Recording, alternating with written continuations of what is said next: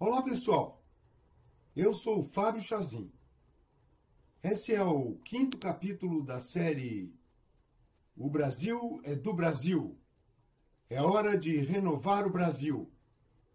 O tema de hoje é o antídoto da corrupção. Para falar nisso, a gente tem que falar de política. O que você acha? Política é a arte de governar ou de enganar? O pai da ciência política, Aristóteles, dizia que todos nós somos animais políticos, governantes e governados.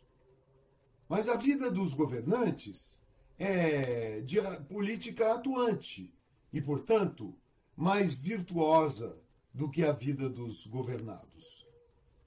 Hoje, isso não é necessariamente verdade. O governado pode ter uma vida política muito atuante. Basta que o governante permita. Quando o governante cria obstáculos à atuação política do governado, está mais para um governante autoritário do que para um governante democrático. É o que vemos há tempos no Brasil. Governantes autoritários disfarçados de democráticos, que pouco ou nada se interessam pelo futuro do Brasil.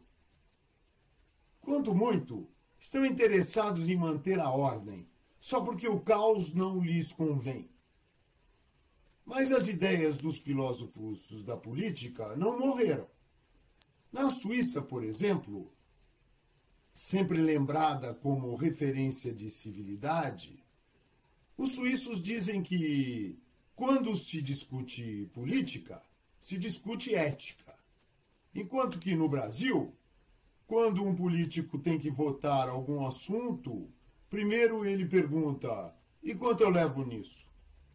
Na Suíça, política é servir o cidadão.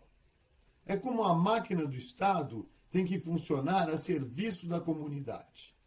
É por isso que dá voz ao cidadão. É rara a semana em que os suíços não participam de referendos populares. No Brasil, ao contrário, o cidadão é excluído da política. Para o cidadão para o governante autoritário, o princípio fundamental da política é impedir que o cidadão possa reclamar contra a injustiça. Por isso, não quer que a comunidade tenha poder político. É assim que um governante fica livre para abusar do poder sem resistências. O problema do autoritarismo, mesmo do tipo disfarçado de democrático, é que o autoritarismo é um poder que não tem alma. É artificial. É um poder que só existe quando a autoridade está presente. Quando a autoridade vai embora, o poder vai embora. E como não há vácuo de poder, quando sai um, entra um outro. É o que acontece, por exemplo, nas favelas brasileiras. Quando o poder vai embora, o crime organizado assume a comunidade. É o poder do mais armado.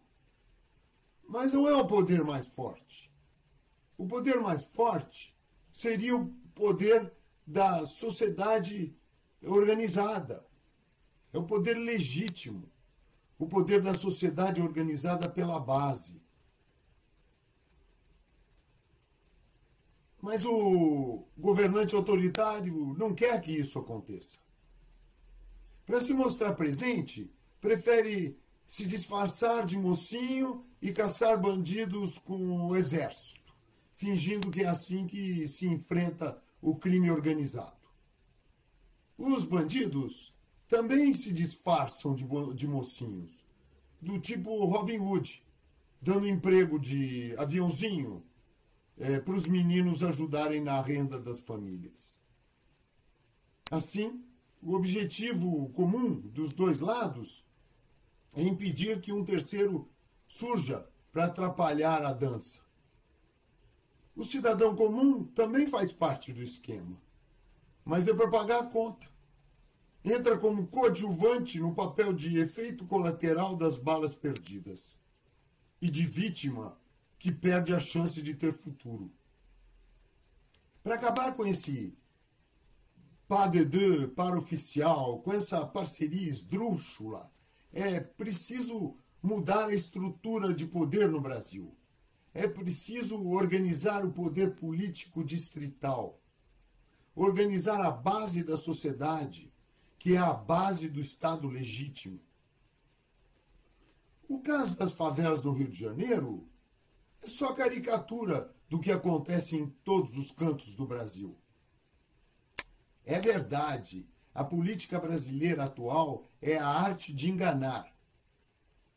No topo da direita e da esquerda, os iluminados discutem se o que precisamos é de um Estado grande ou de um Estado pequeno, ao invés de dizerem o que sempre souberam, que o que precisamos é de um Estado legítimo. Tirar um déspota disfarçado de tutor, de salvador da pátria, e colocar outro no lugar, não resolve a situação. O Estado não serve para tomar conta do cidadão. O Estado tem que servir o cidadão. O governante que quer tomar conta do cidadão, não deixa o cidadão tomar conta dele mesmo. O Estado democrático legítimo tem que abrir as portas para o cidadão, para ele exercer a sua cidadania. E isso só pode acontecer com a organização do distrito. É no distrito que os cidadãos vivem. É lá que o cidadão discute com os outros cidadãos e decidem, juntos e diretamente, entre quem eles conhecem, devem ser seus representantes. Não que não se tenha também que caçar bandidos, mas fazer só isso é enxugar gelo. Ou seja, tentar resolver o problema pelo efeito, deixando a causa continuar. Não se pode ignorar que nos últimos 4 anos a população carcerária multiplicou por 4. Não tem mais lugar nas cadeias. Onde é que nós vamos chegar com isso? Será que o plano agora vai ser soltar todo mundo para poder começar toda a farsa de novo? Todo mundo concorda que chegou a hora de renovar o Brasil com novos representantes políticos e com uma nova Constituição. A nova Constituição, se representar o interesse da sociedade, vai contemplar a organização política do distrito como núcleo básico do poder da sociedade. E com autonomia financeira, é claro, sem depender de Brasília, mais poder local e menos poder central.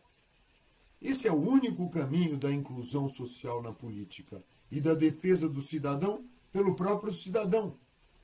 A inclusão social no poder político distrital confere ao distrito o caráter de célula pura e incorruptível do federalismo. E quando a sociedade está organizada pela base, a corrupção não prospera no poder central.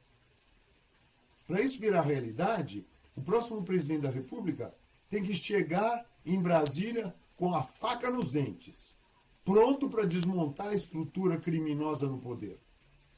Já, a partir de agora, enquanto candidato, ele tem que vir a público e anunciar que o seu primeiro ato, se eleito, será a convocação de Assembleia Constituinte para mudar as regras do jogo. Quem estiver de acordo, que vote nele. Esse é o único plano de governo que o Brasil precisa no momento. Sem isso, é ficar na mesma. É deixar o Brasil para os outros. Ficamos por aqui. No próximo capítulo, vamos falar do que seria a reforma do federalismo. O Brasil é do Brasil. É hora de renovar o Brasil. Inscreva-se para receber mais vídeos. Até a próxima!